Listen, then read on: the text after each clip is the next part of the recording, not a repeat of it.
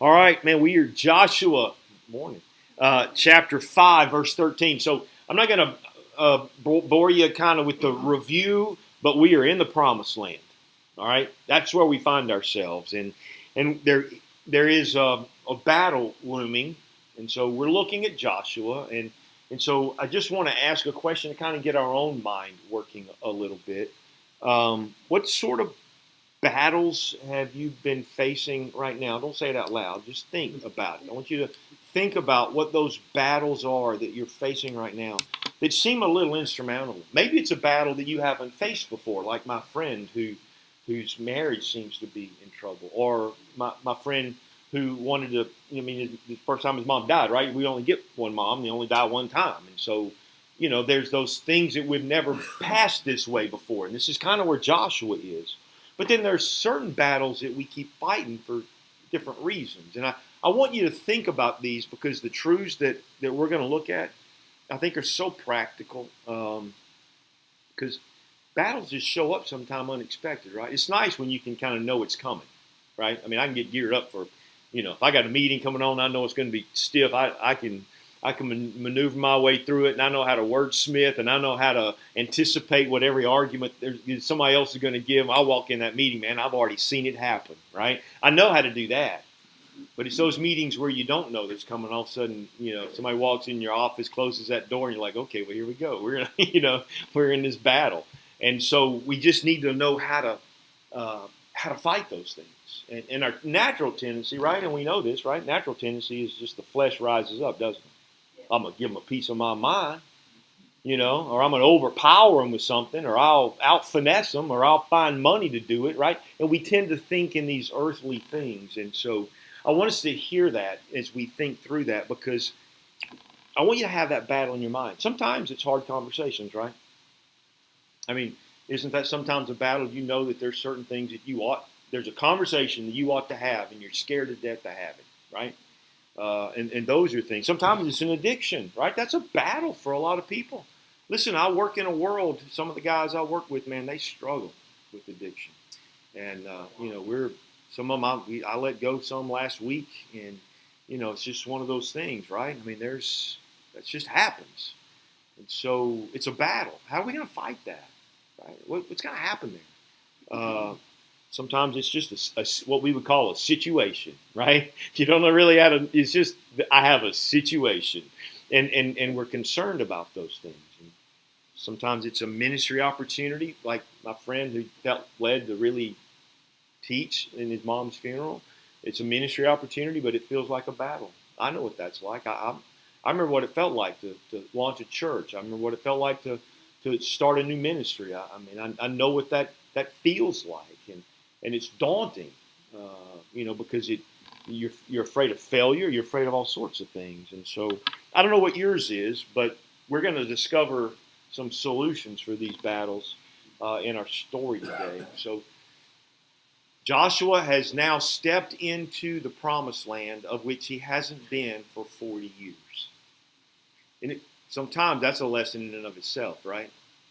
God gave you a promise, and you stepped in it with some other friends, and you came back ready to go to battle, and the other friends said no, and so there was a 40-year hiatus, and that's what happened.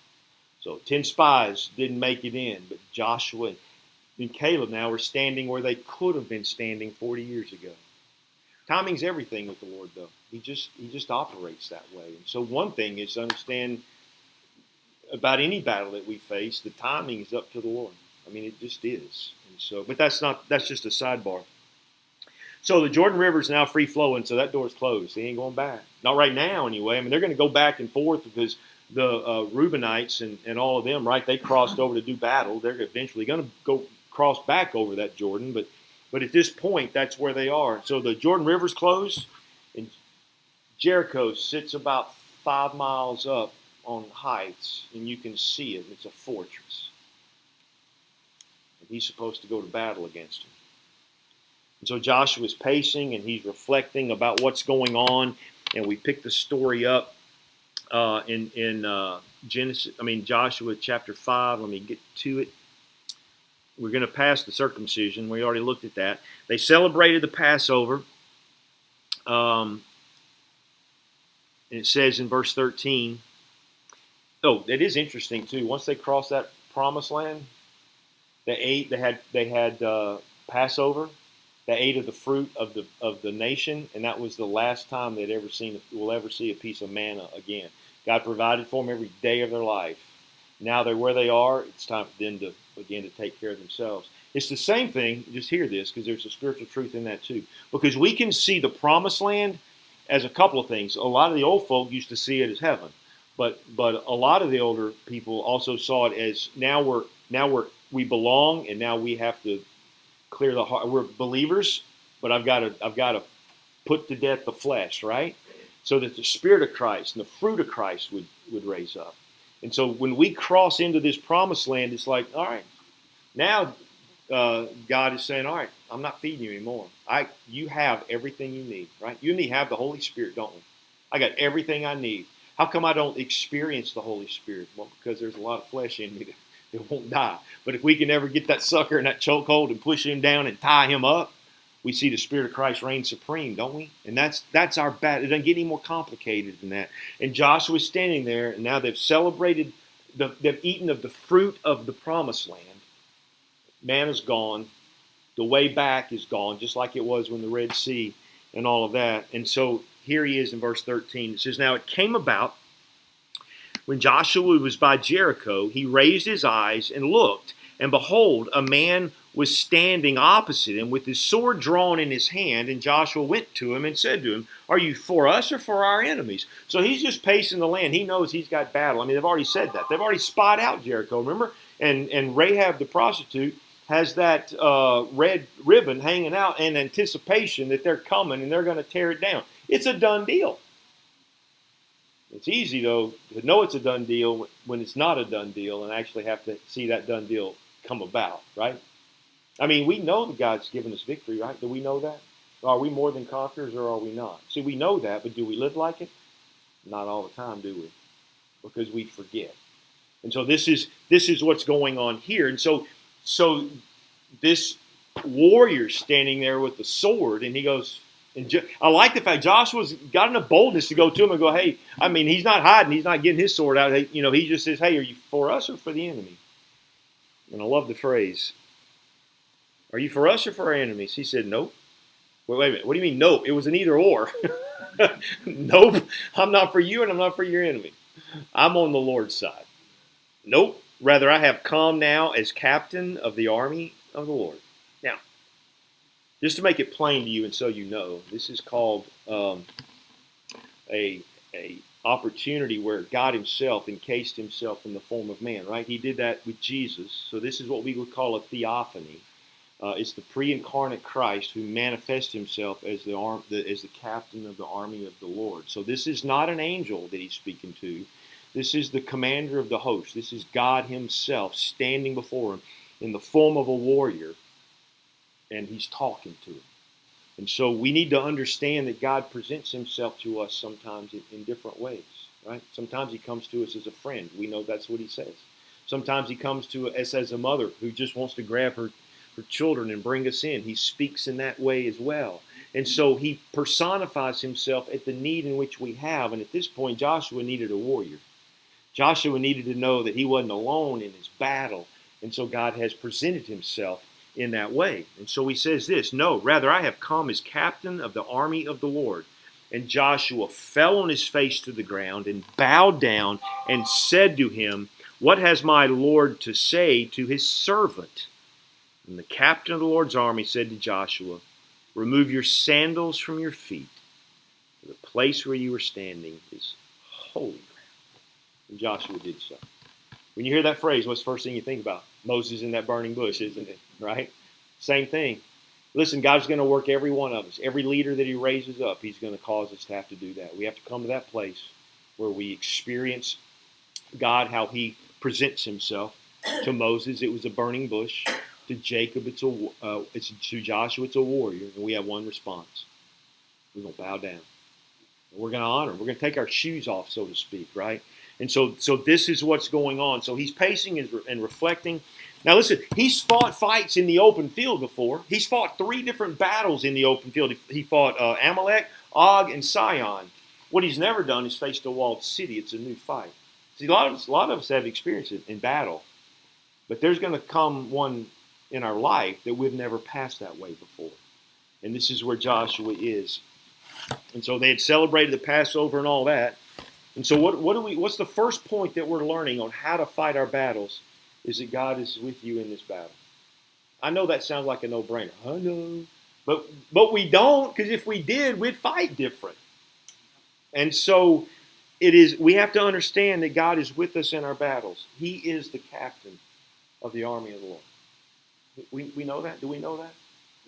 You remember in 2 Samuel, I'm going to turn this passage. Don't turn there because I'm going to be right back, I think. Let me see if I can go to it. I'm trying to decide if I want to go to it or tell you about it.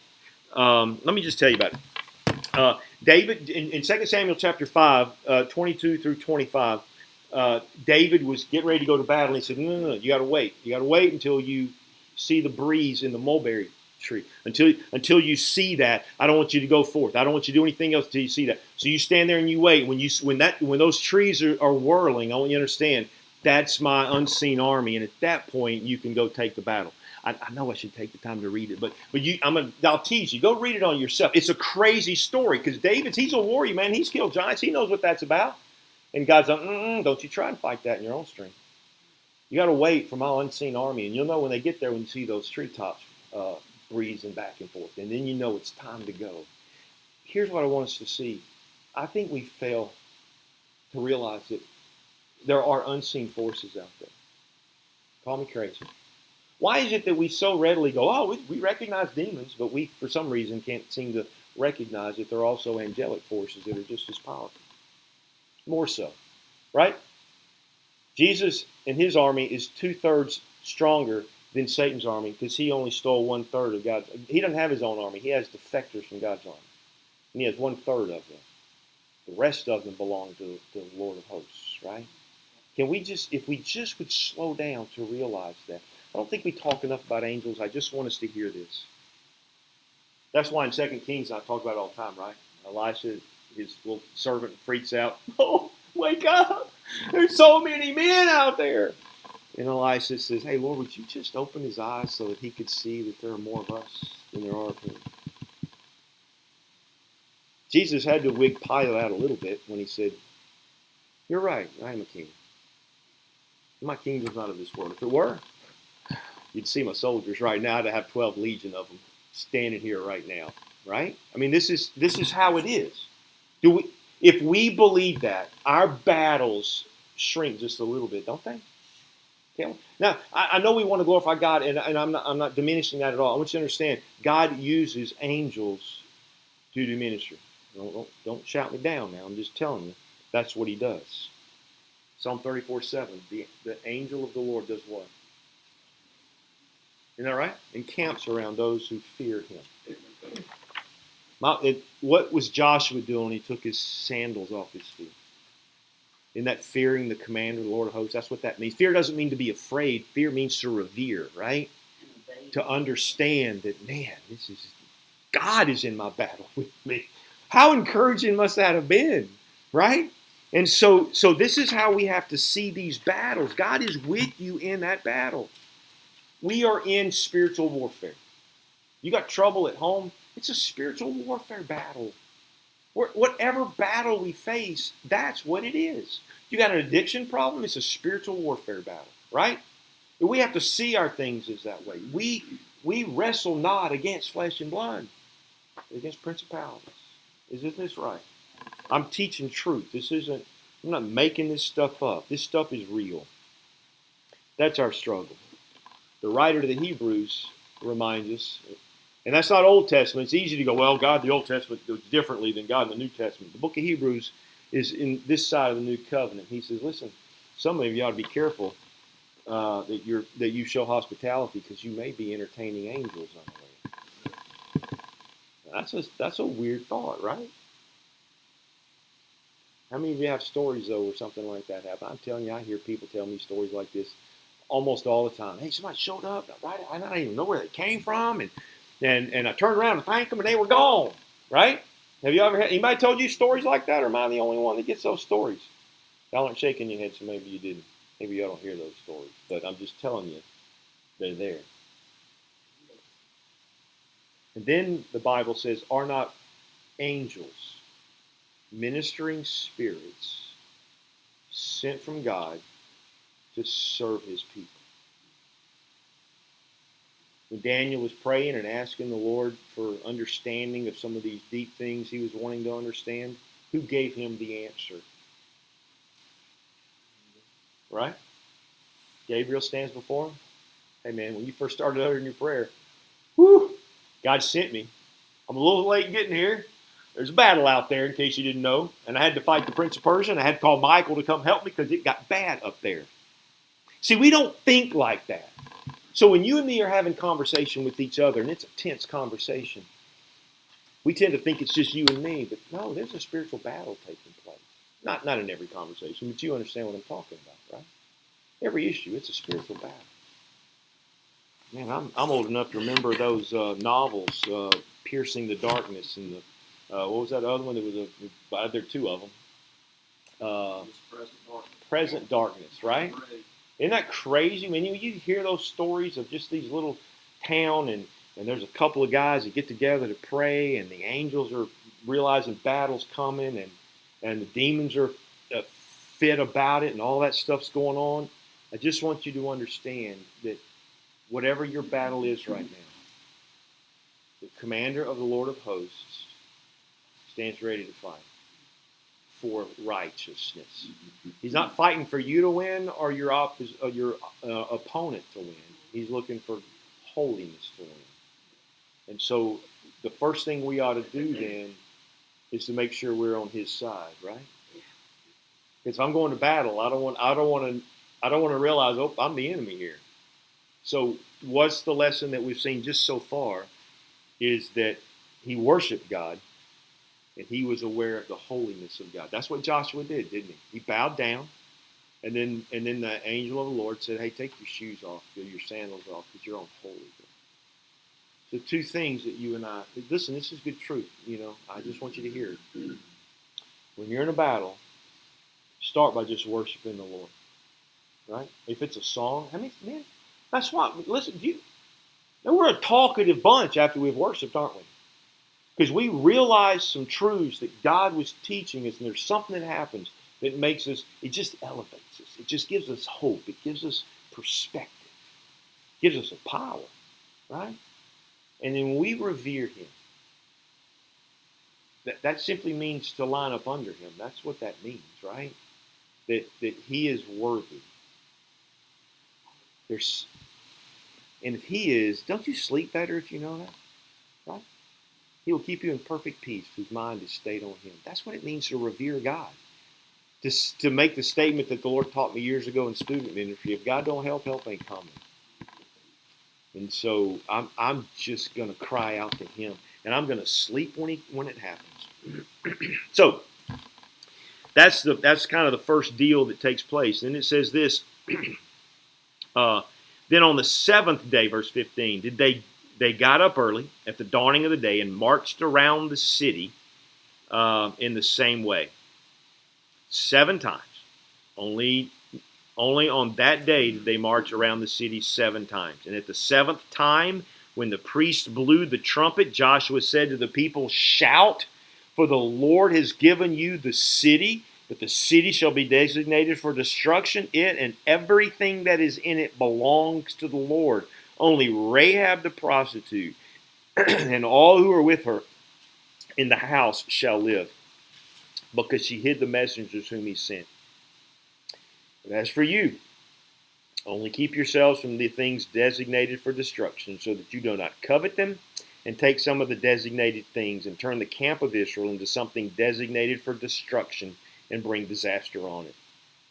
But on all the silver and gold and articles of bronze and iron are holy to the Lord, they shall go into the treasury house of the Lord. So the people shouted, and the priests blew the trumpets. And when the people heard the sound of the trumpet, the people shouted with a great shout, and the walls fell down flat. So the people went up to the city, every straight ahead, and they took the city. So what are we going to hear about that? Man, remember that storm? Let's march around that city. What were they doing? Were they talking? He said, don't you say a word. I think it's a strange thing to think of however many warriors they had, just quiet. We're going to battle. Great. What are we going to use? Trumpets and torches and jugs and, shout. Really, at this one, it's just trumpets and a shout. They walk around. You imagine the guards up on the wall looking over like, what's going on? Because they're all afraid. Remember, they've tightened it down. They're waiting on something, but ain't nothing happened. See, they're expecting them to fight like they fight. They're waiting to see something, but it didn't happen. I just want you to understand about that whole principle that we don't fight as the world fights. Now, in that city, it says it was walled and fortified, and there were men of valor there. Little sidebar. Men of valor, if you chase that word through the Hebrew, you'll find the root of it in Genesis 6:4, where it speaks of the giants in the land, the Nephilim. Remember when the 12 spies went in, they saw great fruit, and they saw all of that? What else did they see? Giants. Guess where those giants house themselves right now? Jericho. Just a little reminder that it wasn't an easy fight. There were some giants in that land, hidden within the walls of a fortified deal. You never know the layers of the enemy, of the battles in which we fight. But our spiritual life is a series of these battles. This is just the first one. The whole story of Joshua is about them conquering the land. For you and me, a lot of our battles, we battle against three things, right? The world, the flesh, and the devil, right? Yeah. The flesh is the hardest one, I believe, because it's the one where we have to actually get a chokehold on ourselves. And that's the whole picture of this promised land. It is about doing exactly what God has given us, that whole possession. Drive the enemy out. Don't let them hang out. Get rid of them, and I'm going to bless you. We tend to want to hang on to a few sins here and there and try to waddle our way through life, and I'm just telling you, it won't happen. And so when we face these big deals, after worshiping and after revering the Lord, there's this understanding that He fights my fight for me, right? And so we're going to go through battles, and our every battle is about us growing spiritually mature. Right? It's just the way it is. 2 Corinthians 10, you know this. For though we walk in the flesh, we do not wage battle according to the flesh. For the weapons of our warfare are not of the flesh, but divinely powerful for the destruction of fortresses. I don't know why I made me think of this, but I've shared this with you before. I have a friend, Aaron, who, when he was in high school, was dealing drugs and paranoid, and his mom had tried everything to get him to change, and Mom and I were good friends, and nothing was happening. She said, I want you to talk to him.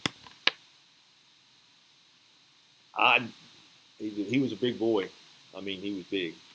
I wasn't about to fight him with strong arm. I wasn't going to act like, hey, so I just remember waiting on him when he came home, and we met in the house. They were redoing a section of it. We met in the unfinished part of the house. And I looked at Aaron, and he was just staring at me, like he was either stoned or he just was hardened. But either way, he wasn't paying attention. I didn't think. But I knew that the only thing that gets through to a guy is just going to be truth. And so I just spoke truth to him. And I said, look, I love you, man. And I know you don't want to hear from me, and you think I'm some old codger or whatever. But here's what I know. Men who live like you, they don't make it to heaven when they die. And I want to see you in heaven. I left out of there as discouraged of a man as I ever was. I thought, this kid ain't paying attention to nothing. I've shared this story with you before, but it was a few weeks after that. He was riding down the road paranoid. Reached into the glove box. I think he had tucked his gun away in there. Saw a Gideon Bible in that deal. And he said, I could not get those words out of my mind. And you said, men who live like this don't go to heaven. And he said, I didn't want to go to hell. And he said, I knew in the back of that Bible there was something that tells you how to become a Christian. So he opened up the back of that Bible and read it on the side of the road in that car.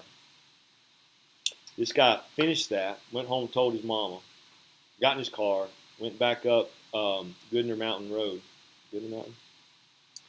that Goodner Mountain Road used to, there were all these little dirt roads on all up dotted over down there. That's where you do drugs and little campfires going on, kids doing all kind of stuff.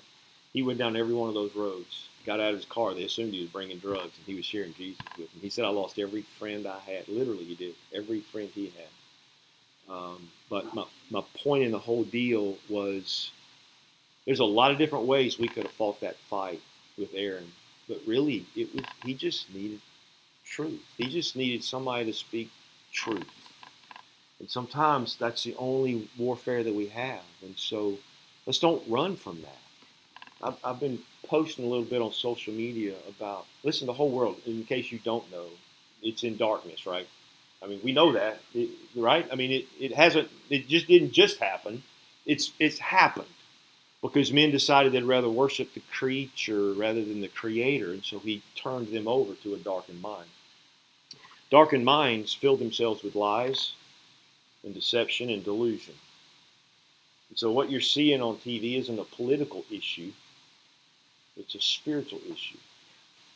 So what you and I can't do is pretend to go along with the lies and deception and delusion that the world offers. We have to speak truth. That's just what we have to do. And so let's do that, because that is how we fight our battles. It is with truth. And so that's what we're going to do. If it means I have to be honest with myself, that's why in AA and all those, right?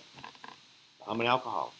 I'm an addict, right? There's this honesty about self-confession because it's truth that creates change. It's truth that creates victory. And so that's all a counselor does, is help reveal to a couple, if it's marriage counseling, what the truth is, an unbiased perspective of what you ought to be doing and what you ought to be doing and how it gets done. And so let's don't negate just the simple reality of truth, but we use God's weapons to knock down spiritual strongholds. I say that about the word because the trumpet that's used there. So they surrounded Jericho. They're walking around it. What you know what they're doing there? It's just bathing it in prayer. I think some of the best things that you and I can do for our battles is just to bathe it in prayer. Right? Literally, I mean, I had a large battle one of my family members was facing, and I just wanted a situation gone. And I've shared this with you too. I started doing my prayer walks through the city for one reason. I'm not going to quit praying until I see victory over that whole deal. I'm not. And I kept coming back to the Lord. And I said, well, I think I've run out of things to pray about, so I'm going to start repeating myself. And I'm okay with that if you're okay with that. But I'm not quitting until you fix this situation, right? And however long it takes, that's just what we do. For them, it was 6 times around, and on the 7th, something else was going to go on. The writer of the Hebrews says this, and the walls of Jericho fell. Remember what it says? By faith. By faith, the walls of Jericho fell. Not by the shout, not by the trumpet. Those were those were issues and ways it got used, but it fell because the people believed that God was going to give them victory. That's what the writer of the Hebrews says. The trumpet, all through Scripture, always symbolizes heralding truth, right? The trumpets in Revelation, what are they doing? Heralding truth that is to come. In that case, judgment. But everywhere you see that word trumpet in that spiritual sense, you're gonna see that. And so that's what's going on. It wasn't human logic that they saw those walls fall down. It wasn't that we're gonna burn them, or we're going to blow them up, or we're going to do that. It was simply they just walked. And then when the Lord had the trumpet blow, they shouted, right? And that's how they fell. Zechariah 4:6 says, it's not by might nor by power, but by my spirit, says the Lord. You and me don't have enough strength to fight any fight at all. He does. So we're going to step in obedience, right? I'm gonna walk around it. I'm gonna bathe it in prayer. I'm gonna speak truth to it, right? You ever heard the phrase "speak truth to power"? That's so biblical because that's all we're doing. So if it's whatever those battles, that's how it goes. So I don't know what you're facing. I really don't. I want you to understand this. I think you should worship whatever battle it is. You should worship the Lord. You should honor Him and fear Him. And say, God, if you don't help ain't coming here, and I realize that. And you ought to Bathe that thing in prayer, right? Speak truth to it. Just speak truth to that problem, right? I know it sounds maybe hokey to some of you. I'm just telling you that's the way it is. Faithfully relying on God and obeying God's commands. You're going to see a victory. I could share story after story. That's how we do it. That's how we fight our battles. That's why all those songs dealt with that deal.